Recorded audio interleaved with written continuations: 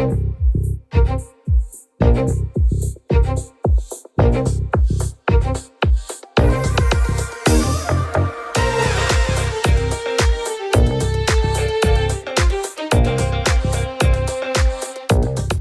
to Super Entrepreneurs Podcast. Today we have with us Sean Fahey. Sean, how are you?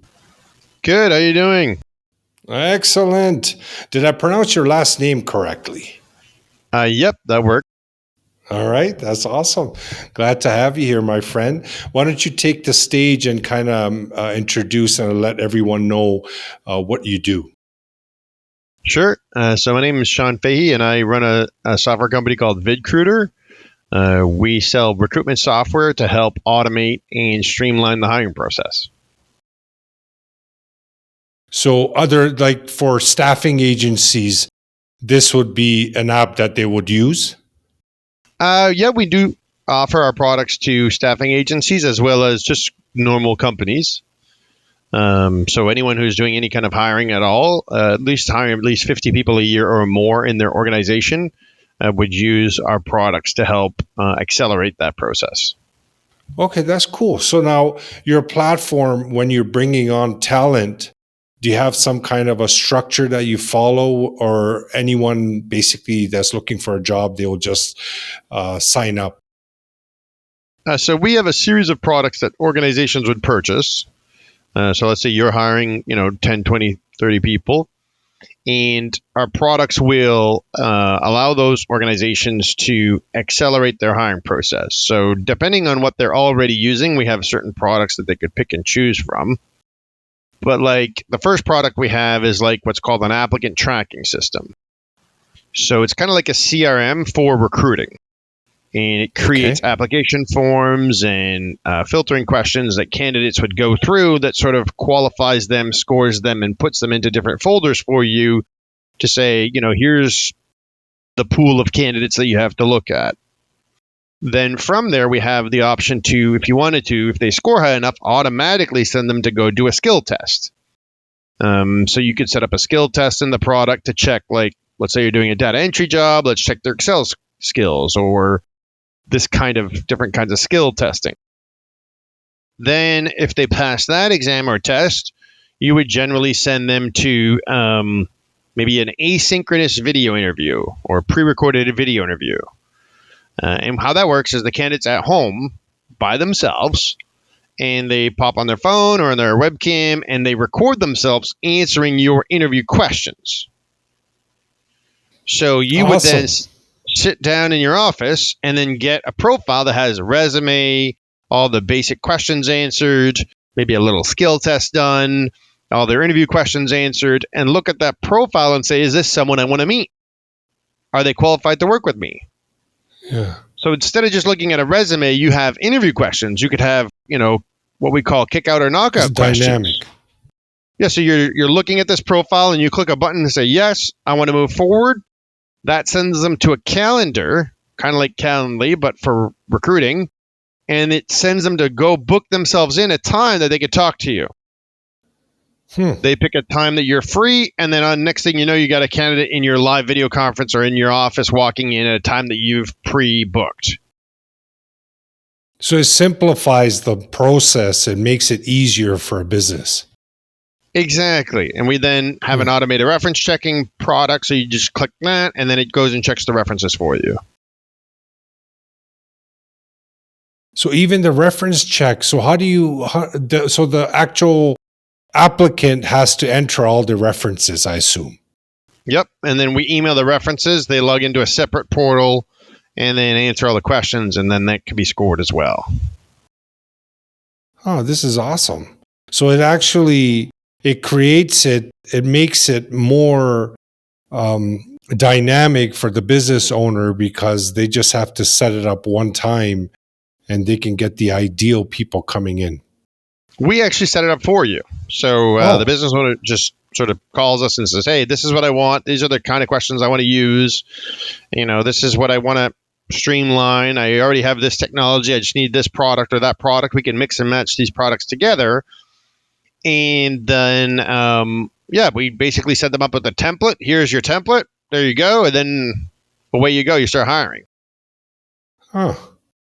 So what would you say the number one industry or number one type of talent that you see coming in? We sell to all sorts of organizations around the world, really. Mm. So they range from, Samsung and US Foods and some of the biggest companies in the world to, some staffing agencies as well. Those are less our clientele, but mostly corporations that are hiring at least 50 people a year or more will benefit from some of our products, if not all the products. Can I ask why a staffing agency wouldn't be utilizing this? Wouldn't this make their job easier? We do have staffing agencies as clients as Like well. too many. Sorry? We tend to focus more on corporate clients, but we do have a subset of staffing agencies as well that use our products. Mm-hmm. So the corporate world must be loving this because it is time consuming, right? The whole process.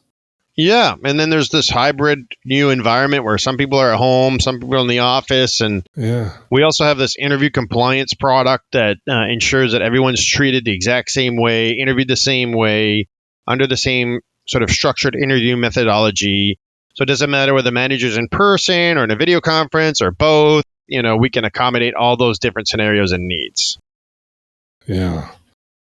It covers all the angles. Mm-hmm. And do you have actual applicants that are at a higher level, like CEOs or CMOs? Yeah, we have all different kinds of roles that we hire for. And how long has this been going on for, this company?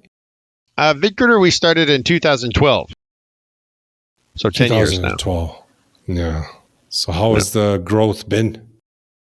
It's been pretty good. I mean, we started with 2 people, and now we're 180 employees around the world, or 190, I should say. And what were you doing before this? Personally, before this, I had another company in retail. Like a retail store? Yeah, retail kiosks in malls, actually. Oh, nice. Yeah. You sold out of that then, I guess. Yeah, it's just selling belts and belt buckles and little kiosks all across the country. Yeah. That was just like a university project that I was doing for fun, and then the recession kind of took the steam out of the sales there, I guess you would say, and so we had to do something else, and so we started software instead. Yeah, so from kiosk to HR software platform, it's a big change in verticals. So how did this happen? Is there a story behind it? One of my business partners in the retail organization was a computer programmer. Oh, so you guys teamed up.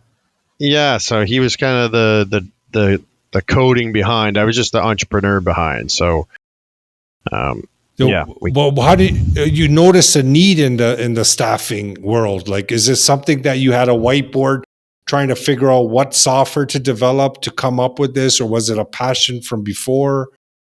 That's a good question. Yeah. So what happened was when the recession happened, our retail business started to die. And in 2009, I had to go get a job, and that was really complicated.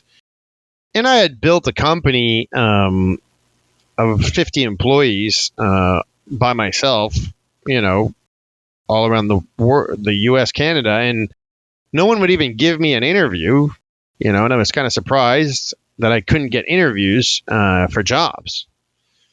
And then finally, I got hired as a salesman in an insurance company, and I became one of the top reps in 3 months. And then they told me that they wanted to hire 200 people across the country over a 5-year plan. And I said, well, I started thinking about the math and the work involved and everything. And I said, well, what if we could just do that in like 30 days with some kind of software that would just sort of streamline this hiring process? And then I realized that was kind of a good idea. So I ended up quitting that job and starting the software company from that idea, from that need to hire these people, having gone through as an applicant, seeing how hard it was to get interviewed. Yeah.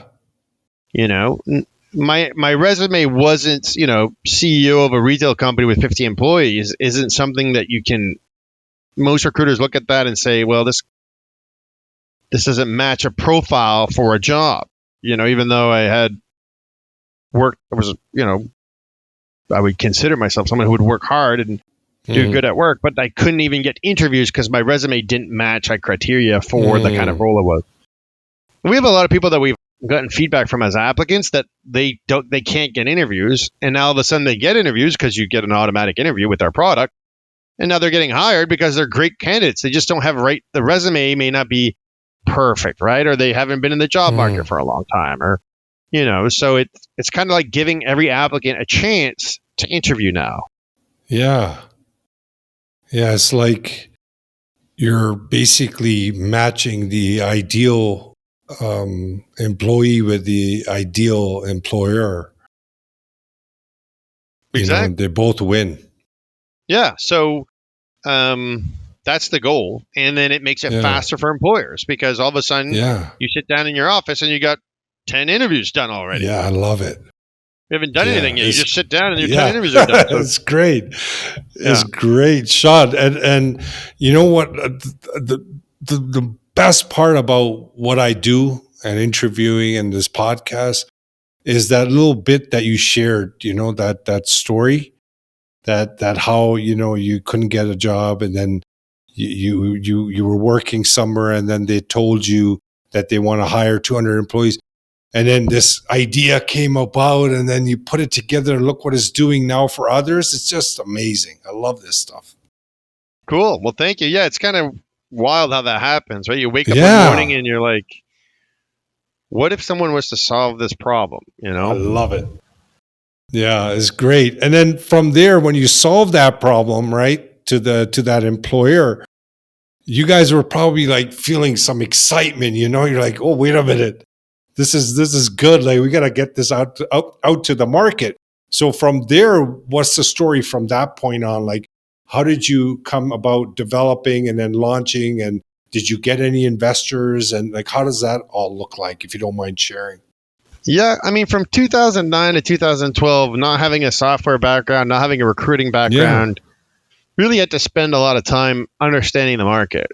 So I was just cold calling and calling people and going door to door and doing whatever I needed to do to ask recruiters, is this something that you would use? And a lot of people are like, oh, I'll try a little prototype that you have. So we built a prototype and then a couple of people tried it and they liked it and the candidates liked it. So, because the recruiters can record themselves too.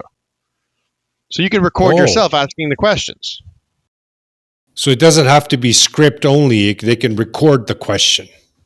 Yeah. So imagine I record a question like, hi, I'm Sean. I'm here at Vidcruiter. We're hiring. Our office is in an old cookie factory and we're super excited about meeting everyone. But one question we have for you today is, what's your favorite pizza topping, right? Or whatever the question is. Yeah.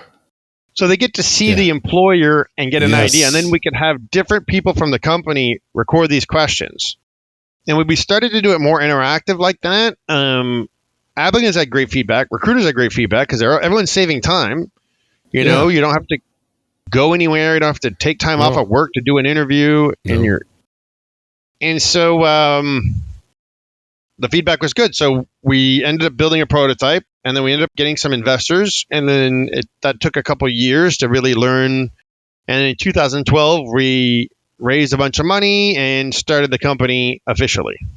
So it was actually 3 years before that I had the idea. Oh, it took some time. It takes time, yeah, especially if you don't know what you're doing. Not that I didn't know what I was doing, but I didn't have a software background in that world. Yeah. You have to sort of learn that industry, They say it takes 10,000 hours to get good at something, and that's kind of 3 years, and that's kind of what that was, is 2-3 years of learning about the challenges of recruiting and the needs of the applicants and the needs of the recruiters and making a product that would work for that. And so we scrapped our first product and then rebuilt it again. It was a huge thing. And then it took a while because back then video interviewing wasn't really popular, which it is like today it's common. We're doing it in video now. We have a video conference product as well. But it was is part of it? We do also video conferencing as well, yeah. It's within the platform. Mm-hmm. Auto scheduling, book the video conference, your interview questions are built in. It has all these cool features for recruiting. Yeah. Yeah. And really, if I just look at it in the business and the corporate side of things, they set and go kind of thing, right? So if they had to hire one person, would that, once they call you and say, hey, I need to set it up for that one person that they need, is that okay with you guys? Or do you say, no, I need minimum 200 people or whatever? Like, is there some kind of criteria? We try to only do contracts with 50 hires a year or more. Oh, yeah, you said that. Yeah, less than that, it doesn't make sense to pay for the product from the time that you're saving. Yeah. You know what I mean? Like, you're not going to pay for a product when you can just do it manually for cheaper, right? Even though it would automate everything.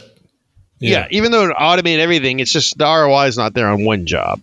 So, there is other companies that we in the market that do like a one job kind of cycle. We're not really that kind of business, but there is other companies. So the one job, the real question was basically, say you hire, say someone signs up with you and he has 50. They want to do 50, but 49 is one type of job, but then within it there's just one seat they have to fill. Will you do that entire setup for them for that one seat? At Vidcruiter, what we typically do is we'll build a template. Okay. So it's like, here's your general questions, your general template, your general workflow. Do you want automated reference checking or not? Do you want the scheduler or not? And then how do you recruit, right? What is your process? And then we map out the process in the product for them. Do you want a skill test or not? Do you already have an applicant tracking system or not? And then basically we'll layer on whatever you need and say, here's your template. And here's where you click to add a question. And here's where you click to add your calendar. So we kind of give them a training guide for that. Yeah. That's what Vidcruiter does, basically. Yeah. And did you guys consider allowing the actual client to set all this up, or is this decision that you guys made that you will do it in-house for them was part of the whole, making it easy concept? Yeah. We generally try to make it easy. I mean, they can do everything we do when we give them training guides. It's just like the first time you buy a product or software, you don't really want to have to learn how it works. Yeah. You want to get the results from that, right? So we tend to have, let us set it up for you at first and show you how you could keep using your templates and create templates and everything, but they get the benefit faster. And that's kind of a higher ROI for their time and our time to do it that way so that we can, it's just a better experience for them. So we try to just help clients set up for them. They can focus on other things. They can tell us what they want, and then they could change it if they wanted to. But the goal is just simply to ensure that we do it for them. So from all the years of experience and, starting this startup, what would you feel your number one advice would be for someone that is going into a software startup? What to look out for, or what they could do to make the journey easier? First, you either need to know computer programming or have a computer programming partner, right? That would be the step one, which, you need to have the right people on the team. And I would do that before getting investment, make sure you can build a product, because you can build a product with people without getting investors, right? And then the second thing I would do is get someone to validate that product has some kind of product market fit before getting investors. Now, sometimes people are like, oh, well, I can get investors and I can do this and stuff like that. But then typically your first investors are like friends and family. And if you didn't validate that the product could actually go to market, then you end up maybe wasting their time and or money. So it does take a little bit longer. It took me a couple of years instead of starting immediately, but I was doing that on the side of doing that other job, right? Yes. And so, and we did get a little bit of money at the time, and then just, work on it full time for a little bit, set up some SEO and websites and see if people would come in. And then eventually that started to come in. We started to get clients, and then we got investors. So we had a proven business model with clients to then go to investors with and say, hey, here's a business that works. It has clients. It has revenue. We want to get it to the next stage. And it's easier to do it that way, in my opinion. Mm-hmm. Mm-hmm. And do you guys, are you open with working with like third party, helping these employers and employees? You know, some companies, they have this marketplace, for example, that can serve both sides. Have you guys branched out to anything like that? We have a lot of resources online to help candidates, like how to do a good interview, what to look for, how to prepare your interview. Here's a tech check website. We can double check your equipment. We also give them 24/7 technical support. So if you're in the middle of an interview or you're practicing, or we also have equipment testing pages on every single interview so that they can practice, double check their equipment, talk to someone in real time if they have any problems. You know, I don't want you to have a bad interview experience because of your device, because you didn't click the right button or something like that, right? So we do all that for candidates to make sure that they have a good experience. Excellent. That's good. I think we have like 30 or 40 full-time people just dedicated to applicant support. Oh, amazing. That's great. You know, I see this going to other countries as well. Like, is it available all over the world, or is it just in the USA? Yeah, we sell globally, and we have translated the product into more languages than I can count. Oh, wow. That's great. Yeah, so we sell globally. That's good. That's excellent. Now, what would you consider or what would you think or feel your innermost superpower is that got you to this point? I have a lot of grit. Grit is like persistence. That and drive. So persistence and drive put together, you can accomplish anything. Yeah. And so a lot of people don't realize, but that's kind of like a muscle. If you think of it like a muscle, willpower is also a muscle if you think about it. And so developing that muscle. Yeah. A lot of people don't realize that is something that you could develop. You know, they think about going to the gym and developing your bicep, but that same concept, apply that to that personality trait. Yes. Is sort of a requirement to become an entrepreneur, in my opinion. Yeah. Yeah. Like all of our higher mental faculties, right? Like reason, imagination, perception, will, these are all something that we're able to increase the strength of, just like going to the gym. And you're absolutely right. Mm-hmm. Sean, so it was great to have you on the show. Love learning about this stuff. Your story is inspiring. Hopefully, you know, we added some value in the marketplace, and other fellow entrepreneurs that are thinking about scaling or diversifying or whatever they're looking into doing. I hope this episode finds them and gives them that value, and they can move ahead. If you have any final words that you would like to share with the audience, please go ahead. Awesome. Well, I really appreciate you having me on today. And one question I find is really good is someone asked me the other day, you know, what would you tell your grandchild if they came and asked you in 40 years from now, what was the secret to success? And in my opinion, it's set up your life so that automatically happens. So whatever it is for you, just set up your habits to automatically create that life that you're looking for. Great. Thank you so much, Sean. Amazing. Great words, great concept. You know, it's saving entrepreneurs, it's saving companies time. You know, it's so precious, especially such a important component in the business growth, right? Finding the right people is everything. You know, as the company is not the bricks, right? It's the people, you know, and you're providing the service, and I commend you for this, and hopefully you see more growth in this and help more people. And audience, thank you. I appreciate that. Thank you. No problem, Sean. And audience, thank you so much for joining us again today. for another episode. Sean's show notes will have all the information for you to get in touch or to see his platform if you're looking for a job, if you're looking to get hired. Sean just laid it out for you. This is a great concept because the training is also provided. They help you every step of the way. And if you're looking to get a job more quickly than the traditional way, is definitely something you should be checking out. And thank you for all your support. And I'm very grateful to have you guys as part of our audience. I love the fact that you guys share with friends and family. I appreciate it, and all the love that I get on the messages and on social media. Love you all. Thank you so much. And Sean, thank you again, and keep in touch. Thank you, sir. Have a good day.